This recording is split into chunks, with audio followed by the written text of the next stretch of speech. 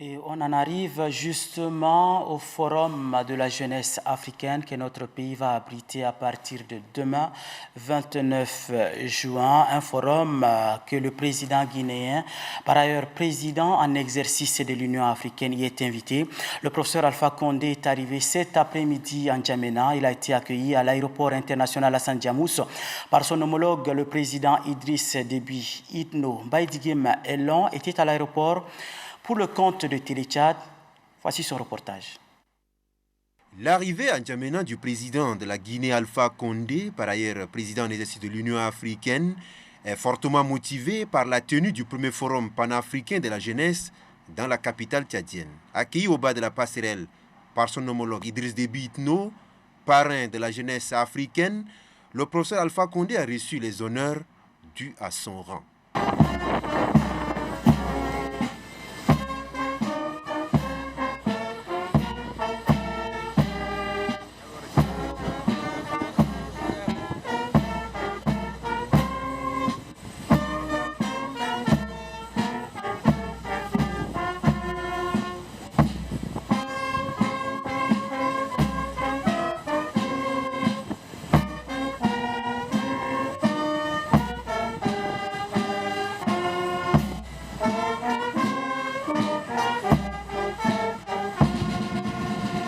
Après l'exécution des hymnes, le président de la République de Guinée, avec à ses côtés le chef de l'État Idriss Déby Itno, passe en revue les différents détachements de l'armée nationale tchadienne.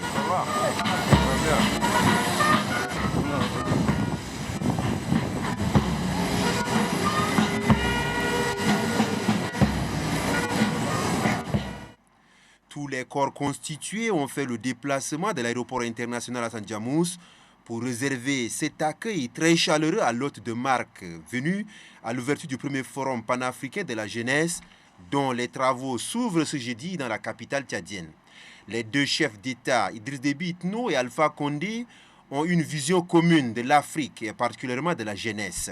Ce n'est pas au hasard que ce premier forum placé sous le thème « Tirer pleinement profit du dividende démographique en investissant dans la jeunesse » se tient dans la capitale tchadienne. Le chef de l'État Idriss Déby Itno est le parrain de la jeunesse africaine, une mission confiée par ses pairs avec au premier chef le président Alpha Condé dont la présence est capitale aux assises de N'Djamena.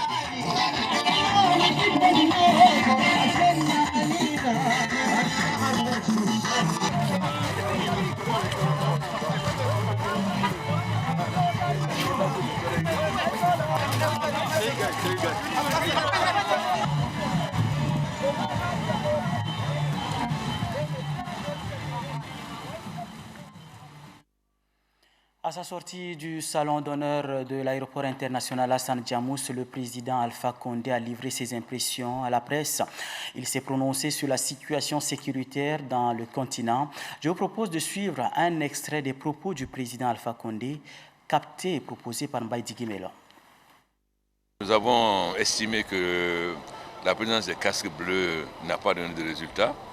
Donc nous pensons que l'Union africaine doit prendre en charge la lutte contre le terrorisme et que c'est nous qui devons fournir désormais les casques bleus, que la communauté internationale doit nous accompagner. Pour commencer, nous voulons d'abord que le Conseil de sécurité transfère les pouvoirs au G5 et ensuite que nos partenaires financent à une très grande hauteur. Et ensuite, donnent la logistique, les moyens matériels et aussi l'aide au renseignement pour que le pays des G5, nos troupes même, les G5 accompagnés par nous, on prenne en charge la lutte contre le terrorisme. Parce que comment voulez-vous qu'un Pakistanais ou un Bangladeshi vienne mourir en Afrique? Ce n'est pas son pays. Donc il faut que désormais ce soit les Africains eux-mêmes qui assument ce combat qui est notre combat à nous, parce que c'est notre peuple. Vous voyez, ça fait plus de combien d'années qu'il y a plus de 20 000 casques bleus au Congo, Kinshasa, ça ne sert à rien. Vous avez sur le Sud-Soudan, etc. Donc il est temps maintenant que l'Union africaine prenne en charge la lutte contre le terrorisme en Afrique.